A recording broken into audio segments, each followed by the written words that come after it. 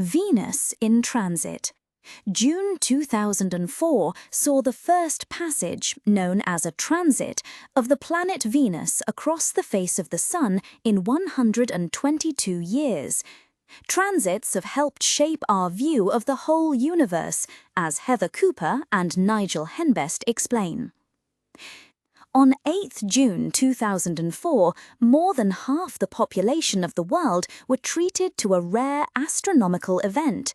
For over 6 hours, the planet Venus steadily inched its way over the surface of the Sun. This transit of Venus was the first since 6 December 1882.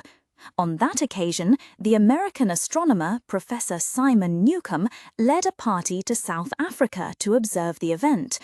They were based at a girls' school where, it is alleged, the combined forces of 3 schoolmistresses outperformed the professionals with the accuracy of their observations. B. For centuries, transits of Venus have drawn explorers and astronomers alike to the 4 corners of the globe. And you can put it all down to the extraordinary polymath Edmund Halley.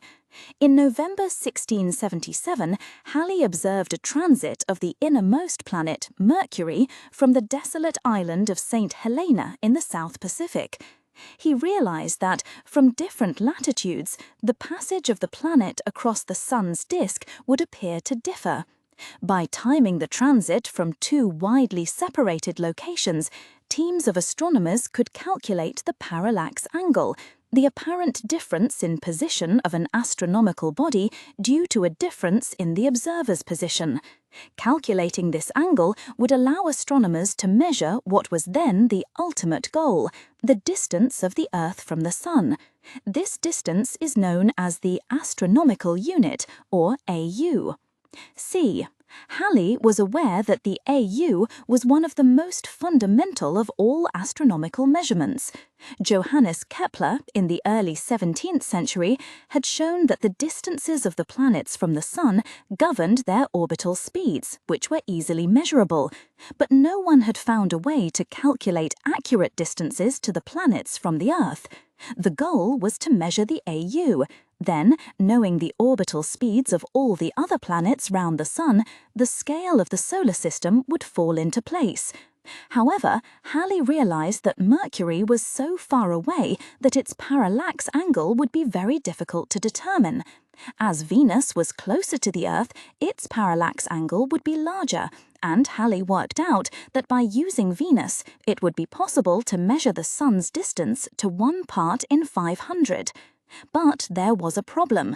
Transits of Venus, unlike those of Mercury, are rare, occurring in pairs roughly 8 years apart every 100 or so years.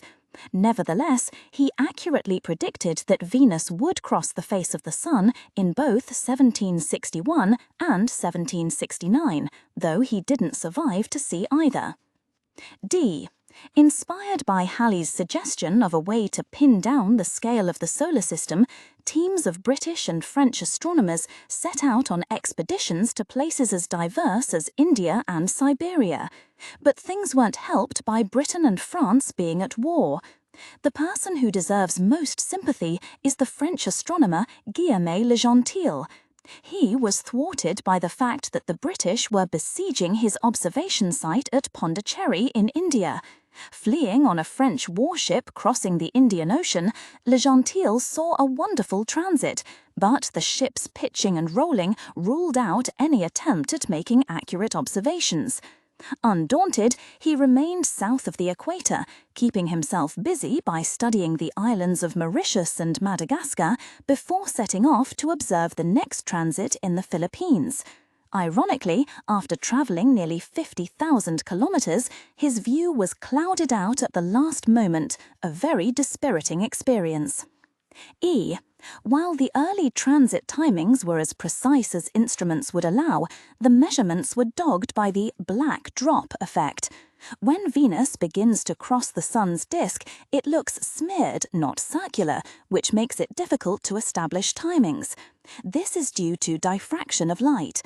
The second problem is that Venus exhibits a halo of light when it is seen just outside the Sun's disk.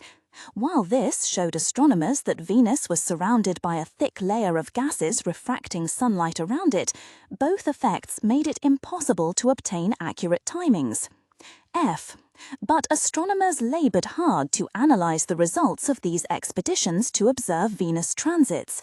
Johannes Franz Encke, director of the Berlin Observatory, finally determined a value for the AU based on all these parallax measurements: 153,340,000 kilometers. Reasonably accurate for the time, that is quite close to today's value of 149,597,870 kilometers, determined by radar, which has now superseded transits and all other methods in accuracy. The AU is a cosmic measuring rod and the basis of how we scale the universe today. The parallax principle can be extended to measure the distances to the stars.